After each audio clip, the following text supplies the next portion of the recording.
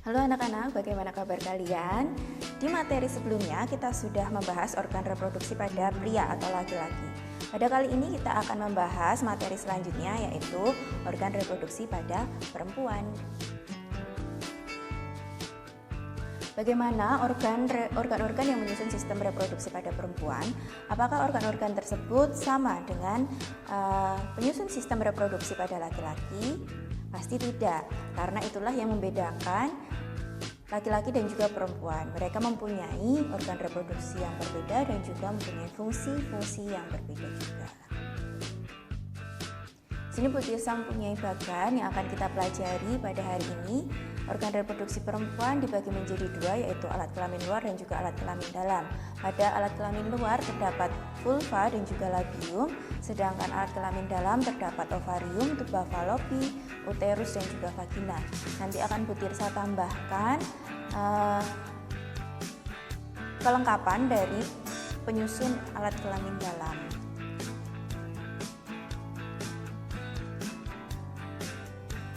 Berikut adalah gambar dari organ reproduksi wanita. Kalian juga bisa lihat di buku kalian. Ada ovarium. Kalian amati dulu di manakah letak dari ovarium. Ada tuba fallopi, ya, itu ada saluran sepasang.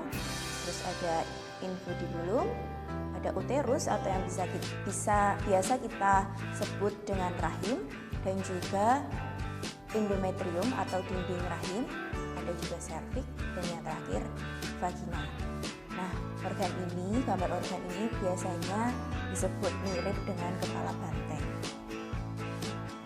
Untuk bagian-bagian ini akan kita bahas satu persatu, nanti fungsinya apa saja. Yang pertama yang akan kita bahas adalah alat kelamin luar, yaitu ada vulva. Vulva adalah suatu celah paling luar dari alat kelamin wanita yang dibatasi oleh sepasang bibir.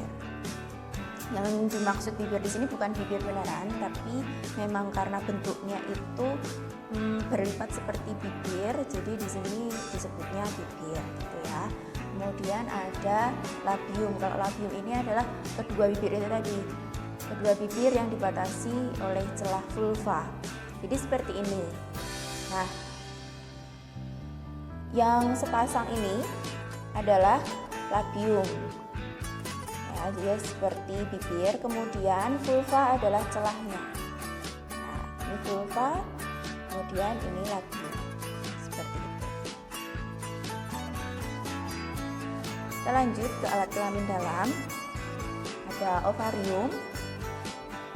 Kita tambahi ya, ini ada nanti fimbriae, lalu ada tuba fallopi atau oviduk, uterus atau rahim, endometrium atau dinding rahim, serviks atau leher rahim, dan yang terakhir adalah vagina. Kita bahas dulu yang pertama, yaitu ovarium. Ovarium berjumlah sepasang dan terletak di rongga perut bagian bawah. Fungsi dari ovarium adalah tempat pembuatan ovum atau sel telur. Bisa juga disebut tempat produksi ovum. Ini sering ditanyakan biasanya, apakah fungsi dari ovarium? Fungsinya adalah tempat pembuatan ovum atau tempat produksi dari ovum. Yang kedua ada fimbriae. Dia bentuknya seperti jari-jari. Fungsinya untuk menangkap sel telur yang sudah matang yang tadi dihasilkan oleh ovarium. Jadi setelah ovarium menghasilkan ovum yang sudah matang ini ditangkap dulu oleh fimbriae. Kemudian dari fimbriae akan disalurkan ke sini, ke tuba fallopi atau oviduk. Berjumlah sepasang juga, dia merupakan saluran, ya tadi saluran. Di oviduk ini terjadi fertilisasi atau pembuahan antara ovum dan juga sperma. Jadi di saluran ini itu tempat terjadinya fertilisasi. Tempat sperma dan ovum bertemu itu di tuba fallopi atau oviduk.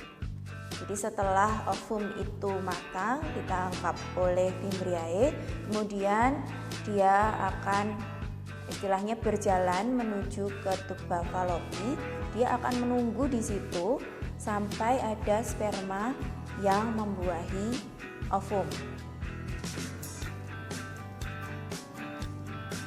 Kemudian ada uterus atau rahim. Rahim ini tempat berkembangnya janin. Dindingnya tebal, terletak di atas kantung kemih dan mampu melebar hingga 30 cm saat hamil. Karena uterus atau rahim ini perannya sebagai tempat berkembangnya janin, jadi dia dapat berkembang juga, melebar juga sesuai dengan ukuran janin. Nah, jadi urutannya dari ovarium tadi, ovum diproduksi, kemudian ditangkap oleh fimbriae, disalurkan ke oviduk atau tuba falopi.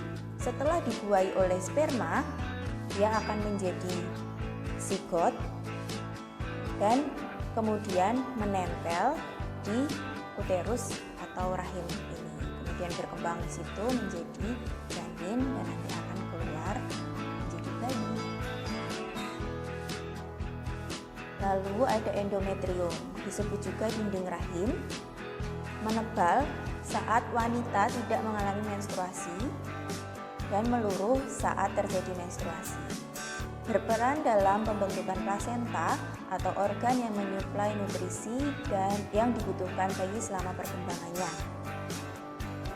Jadi saat wanita mengalami menstruasi, itu yang luruh atau yang keluar itu termasuk dinding rahim ini. Dia menebal saat tidak terjadi menstruasi dan dia meluruh saat terjadi menstruasi. Si endometrium ini berperan dalam pembentukan plasenta. Plasenta adalah suatu organ yang menutrisi janin saat ada di dalam rahim. Jadi nutrisi-nutrisi nanti akan dialirkan melalui plasenta ke janin yang ada di dalam rahim.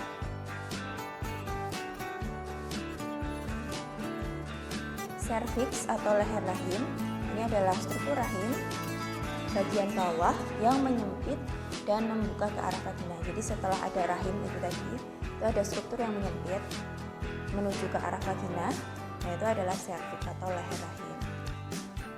Dan yang terakhir ada vagina. Saluran ini menghubungkan lingkungan luar dengan rahim. Saluran mengalirnya darah menstruasi, saluran keluarnya bayi, dan terdapat selaput darah atau himen. Jadi bayi yang sudah siap untuk lahir, dia akan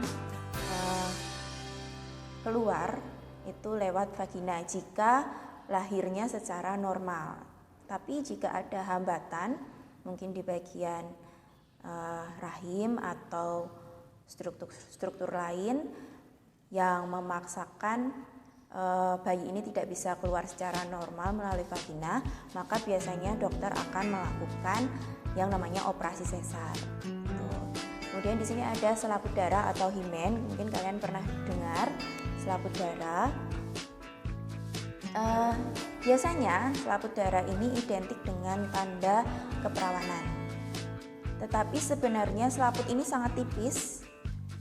Jadi jika mungkin perempuan dia hobi olahraga yang keras ya, olahraga fisik yang menuntut gerakan-gerakan tertentu dan juga mungkin pernah jatuh, ini bisa juga himen atau selaput darah ini robek atau rusak ya. Jadi sebenarnya ada faktor-faktor lain yang merusak atau merobek selaput darah selain sudah melakukan hubungan seksual.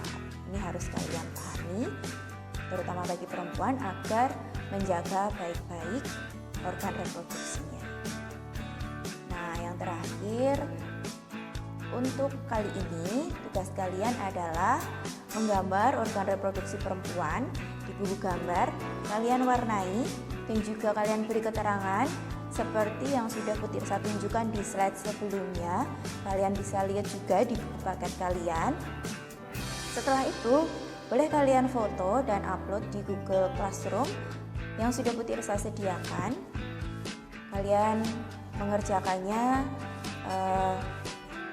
harus sesuai dengan gambar, karena kalau tidak nanti akan salah dalam pengertiannya. Dan kalian bisa mengerjakan sekarang, tapi sebelumnya tolong dipahami dulu materi pada hari ini. Selamat mengerjakan dan selamat belajar, tetap semangat, Tuhan